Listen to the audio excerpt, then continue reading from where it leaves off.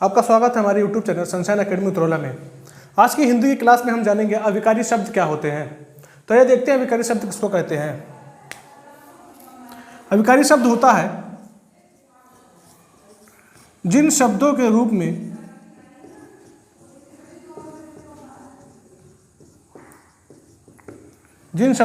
में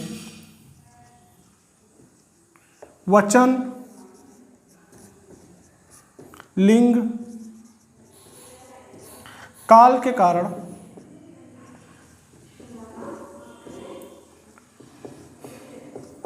कोई विकार नहीं आता,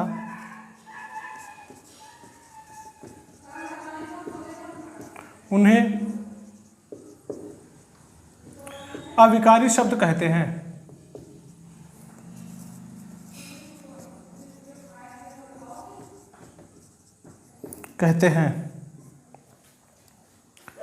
इन्हें अव्यय भी कहा जाता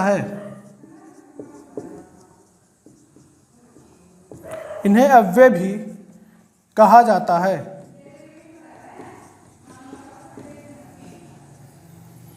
तो अविकारी शब्द क्या होते हैं? जिन शब्दों के रूप में वचन, लिंग या काल के कारण कोई विकार यानी कि कोई बदलाव नहीं आता है, उनको हम अविकारी शब्द कहते हैं। और इन्हें यानी ऐसे शब्द जिनके अंदर वचन, लिंग या काल के कारण कोई विकार या कोई बदलाव नहीं आता, उनको अव्यय भी कहा जाता है। अविकारी शब्द तो कहते हैं, इनको अव्यय भी कहते हैं। तो हमने अविकारी शब्द जाना। अब हम जानेंगे कि अविकारी शब्द के कितने भेद होते हैं। तो अविकारी शब्द के 4 भेद होते हैं। पहला होता है क्रिया विशेषण,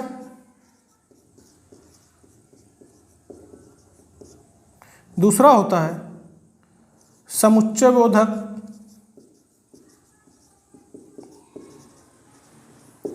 तीसरा होता है संबंध बोधक,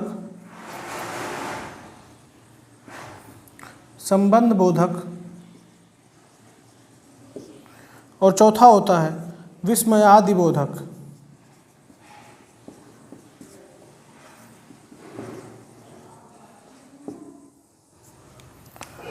तो पहले हमने अविकारी शब्द जाना। अब हम जान रहे हैं कि इसके कितने भेद होते हैं। तो इसके 4 भेद होते हैं। पहला होता है क्रिया विशेषण, दूसरा होता है समुच्चय बोधक, तीसरा होता है संबंध बोधक और चौथा होता है विस्मयादि बोधक।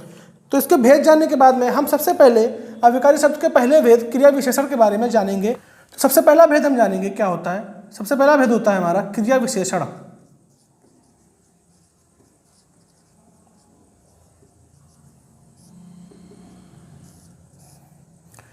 क्रिया विशेषण होता है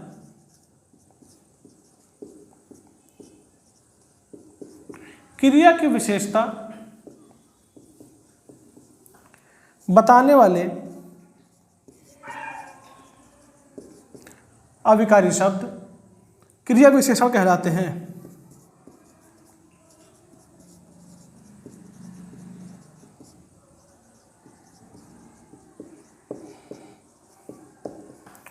क्रिया विशेषण क्या होता है? ऐसे अविकारी शब्द जो क्रिया की विशेषता बताते हैं, यानी क्रिया की क्वालिटी बताते हैं, उनको हम क्रिया विशेषण कहते हैं। तो हमने अभी क्रिया विशेषण जाना। अब उसके बाद में हम क्रिया विशेषण के जो अलग अलग भेद होते हैं हमारे, वो जानेंगे। तो क्रिया विशेषण का पहला भेद हमारा है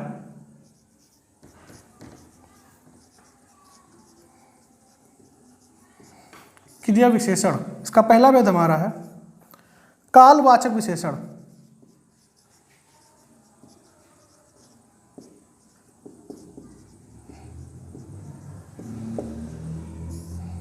तो कालवाचक विशेषण क्या होता है?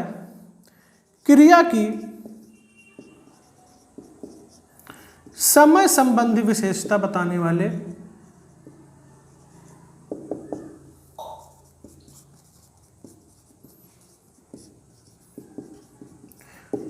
वाले शब्द कालवाचक विशेषण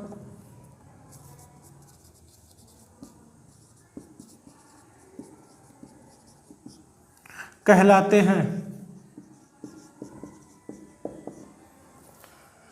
तो कालवाचक विशेषण क्या होता है? ऐसे शब्द जो क्रिया के समय संबंधी विशेषता बताते हैं, यानी कि समय के बारे में बताते हैं, उनको क्या कहते हैं? हम कालवाचक विशेषण कहते हैं। हमारा उदाहरण हो जाएगा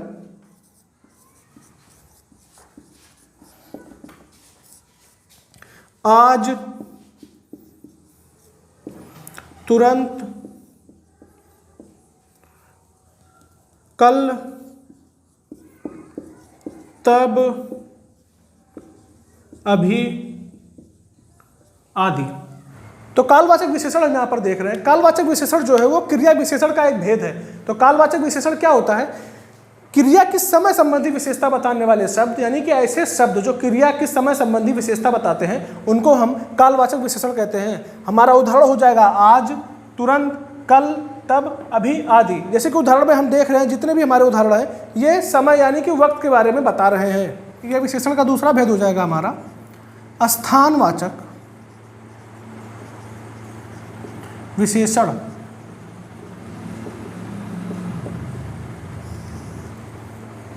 तो स्थानवाचक विशेषण क्या होता है? क्रिया की स्थान से संबंधित,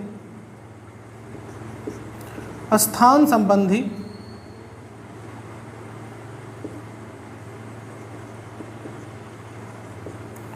विशेषता बताने वाले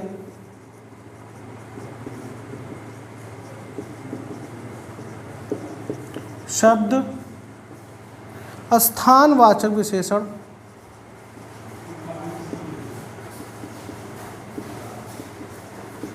कहलाते हैं। तो स्थानवाचक विशेषण क्या होता है? ऐसे शब्द जो क्रिया के स्थान संबंधी विशेषता बताते हैं उनको स्थानवाचक विशेषण कहते हैं। यानी कि स्थान संबंधी विशेषता बताने वाले शब्द। स्थान संबंधी विशेषता मतलब जो स्थान के किसी भी प्लेस के बारे में, किसी भी जगह के बारे में बताते हैं, उनकी विशेषता बताते हैं, उसकी क्वालिटी बताते हैं, उसको हम क्या कहते हैं? स्थानवाचक विशेषण कहते हैं। हमारा उदाहरण हो जाएगा निकट, दूर, यहाँ,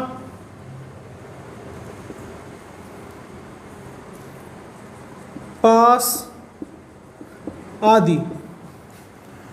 तो हमने क्रिया विशेषण का दूसरा भाग स्थानवाचक विशेषण जाना। क्या होता है? क्रिया की स्थान संबंधी विशेषता बताने वाले शब्द स्थानवाचक विशेषण कहलाते हैं। हमारा उदाहरण हो गया निकट, दूर, यहाँ, पास आदि। तो क्रिया विशेषण का तीसरा भेद है रीतिवाचक विशेषण।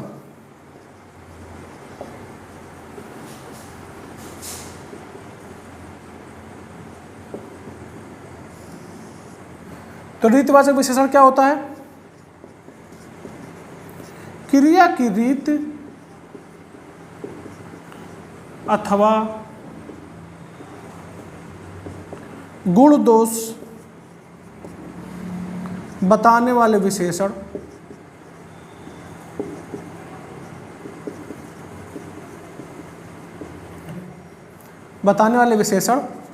रीतिवाचक विशेषण कहलाते हैं।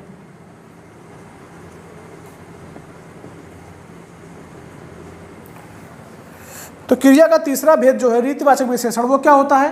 क्रिया की रीति अथवा गुण दोष बताने वाले विशेषण रीतवाचक विशेषण कहलाते हैं। यानी कि ऐसे शब्द या ऐसे विशेषण जो किसी भी चीज के गुण या दोष, उसकी क्वालिटी के बारे में या उसकी किसी रीत के बारे में बताते हैं, उसको हम रीतवाचक विशेषण कहते हैं। हमारा उदाहरण हो जाएगा धीरे, अचानक,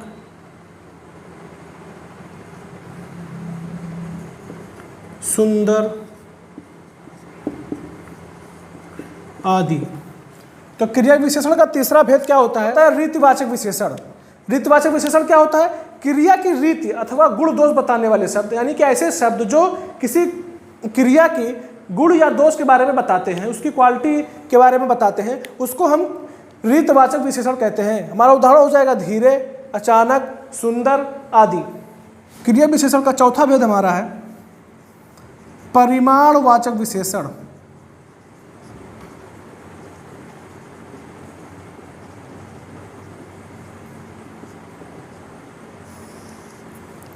चौथा भेद हमारा है परिमाणवाचक विशेषण। तो तो क्या हो जाएगा, क्रिया की परिमाण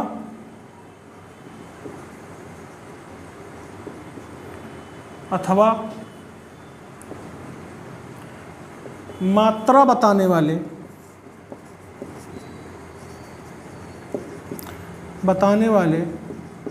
विशेषण परिमाणवाचक विशेषण कहलाते हैं।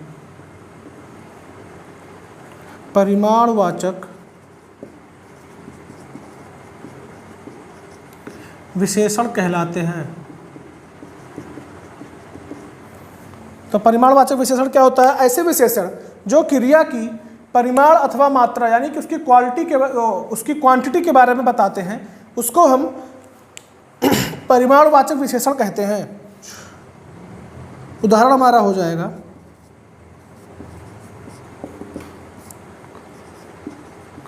ज़्यादा, कुछ, थोड़ा, बहुत आदि। तो परिमाणवाचक विशेषण क्या होता है, ऐसे विशेषण जो क्रिया की मात्रा यानी कि उसकी क्वांटिटी बताते हैं, उसको हम परिमाणवाचक विशेषण कहते हैं। तो ये हमारा क्रिया विशेषण का चौथा भेद था। क्रिया विशेषण का पांचवा भेद हमारा है प्रश्नवाचक विशेषण। तो प्रश्नवाचक विशेषण क्या होता है, क्रिया के संबंध में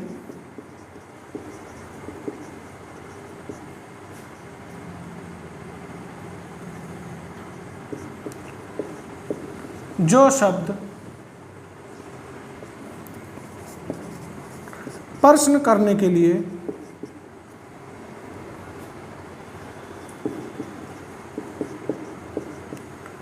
उपयोग हो, उन्हें प्रश्नवाचक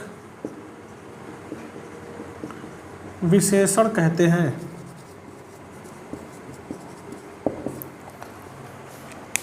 तो प्रश्नवाचक विशेषण क्या होता है, ऐसे शब्द जो क्रिया के लिए प्रश्न करते हो यानी कि क्रिया से कोई सवाल कर रहे हो, ऐसे शब्द उनको हम प्रश्नवाचक विशेषण कहते हैं।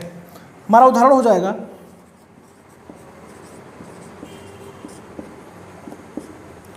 क्यों, कब, कहाँ, किस लिए आदि।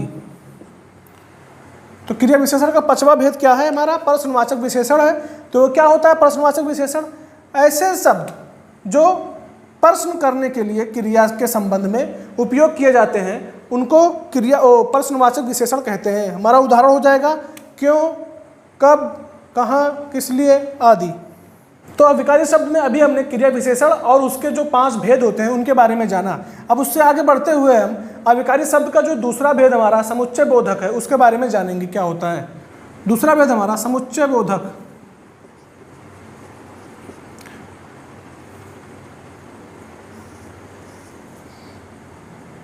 तो समुच्चय बोधक क्या होता है, दो शब्दों, वाक्यों को जोड़ने वाले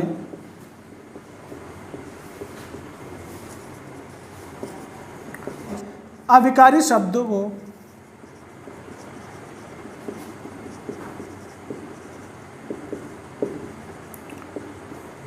समुच्चय बोधक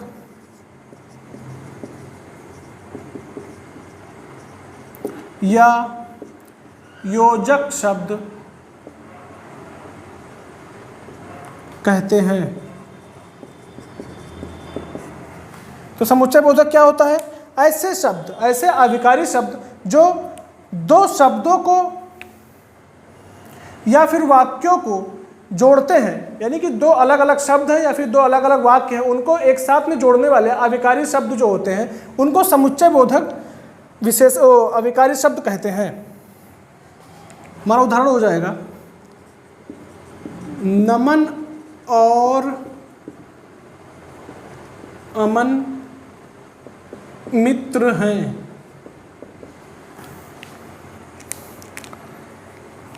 तो जैसे कि उदाहरण में हम देख रहे हैं और शब्द की वजह से दो शब्द हमारे एक साथ में जुड़ के आ रहे हैं। जैसे नमन और अमन दो अलग अलग बंदे हैं, उनको जोड़ने के लिए यहाँ पर और शब्द का इस्तेमाल हो रहा है। तो जो और है ये हमारा योजक शब्द इसको कहेंगे या फिर इसको समुच्चय बोधक अविकारी शब्द कहेंगे हम।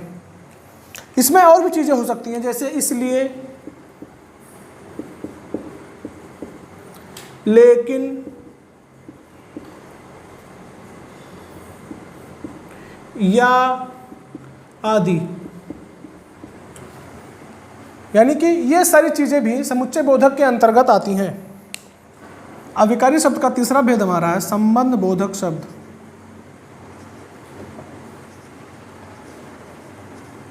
संबंध बोधक। तो संबंध बोधक क्या होता है? वाक्य में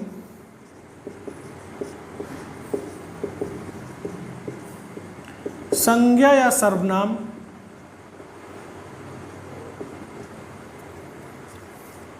का संबंध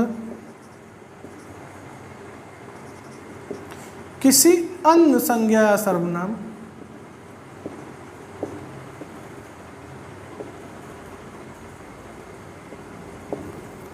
या सर्वनाम के से बताने वाले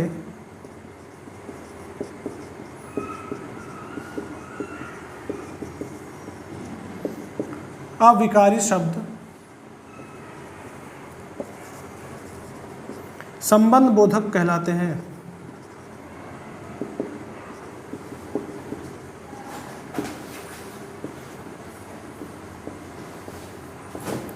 तो संबंध बोधक क्या होते हैं? जैसा कि नाम से हमें पता चल रहा है, संज्ञा या सर्वनाम का संबंध, यानी कोई एक संज्ञा या सर्वनाम है, उसका संबंध किसी दूसरे संज्ञा या सर्वनाम से, किसी अन्य संज्ञा या सर्वनाम से बताने वाले अविकारी शब्द को हम संबंध बोधक कहते हैं। हमारा उदाहरण हो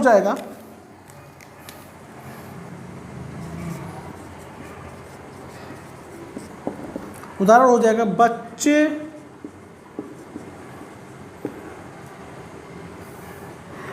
छत पर खेल रहे हैं। दूसरा हो जाएगा, घर के सामने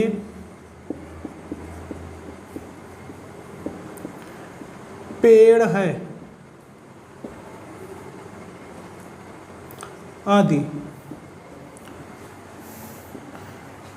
तो संबंध बोधक क्या होता है? जैसा कि नाम से यहाँ पे क्लियर हो रहा है कि कोई ऐसा अविकारी शब्द जो संज्ञा या सर्वनाम का संबंध किसी दूसरे संज्ञा या सर्वनाम से बताता हो, उसको हम संबंध बोधक कहते हैं। हमारा उदाहरण हो जाएगा, बच्चे छत पर खेल रहे हैं। तो जैसे बच्चे हैं वो खेल रहे हैं, लेकिन यहाँ पर एक चीज क्लियर कर रहा है कि वो छत पर खेल रहे हैं, यानी कि ये वो संबंधवाचक अविकारी शब्द है जो बच्चों और खेलने के बीच में एक संबंध स्थापित कर रहा है।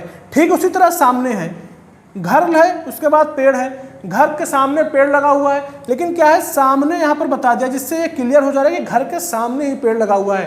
तो इससे हमें पता चल रहा है कि जो सामने है ये हमारा घर और पेड़ के बीच में एक संबंध स्थापित कर रहा है, यानी कि ये बता रहा है कि जो पेड़ है वो घर के सामने ही लगा हुआ है। तो अभी तक हमने अविकारी शब्द के 3 भेद देखे। अब हम जानेंगे चौथा और अंतिम भेद जो हमारा है, वो है विस्मयादि बोधक।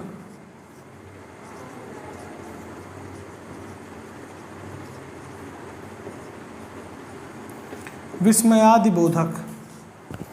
तो विस्मयादि बोधक क्या होता है? जैसा कि नाम से हमें पता चल रहा है कि कोई फीलिंग हमारी है, उसको व्यक्त करने के लिए जो अविकारी शब्द हम इस्तेमाल करते हैं उसको विस्मयादि बोधक कहते हैं। तो फीलिंग्स में क्या आएगी? हमारी फीलिंग्स में आ जाएंगे विस्मय,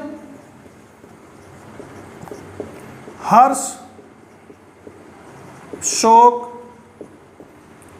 घृणा आदि भाव को प्रकट करने के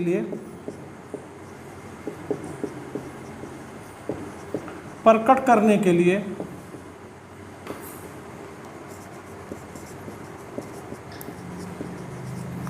प्रयुक्त होने वाले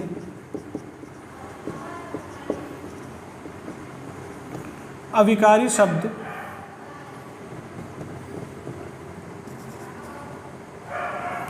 अविकारी शब्दों को विस्मयादि बोधक कहते हैं।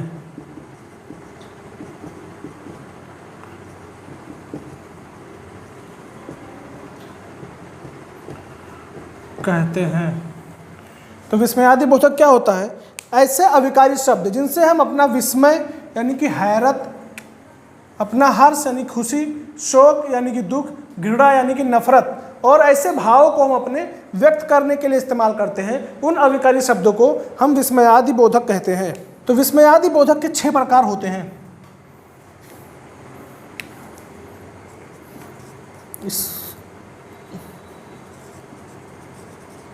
इसके 6 प्रकार होते हैं, यानी कि 6 तरीके से हम अपने जो फीलिंग्स हैं, अपने भाव हैं, उनको हम प्रकट कर सकते हैं। पहला है विस्मयादि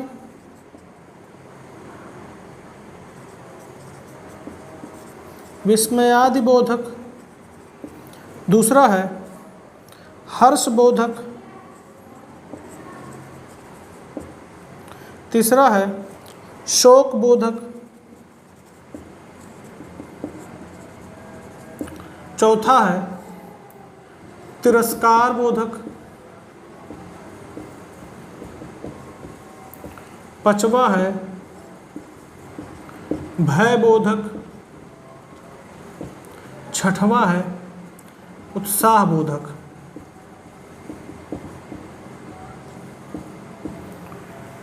तो विस्मयादि बोधक क्या होता है?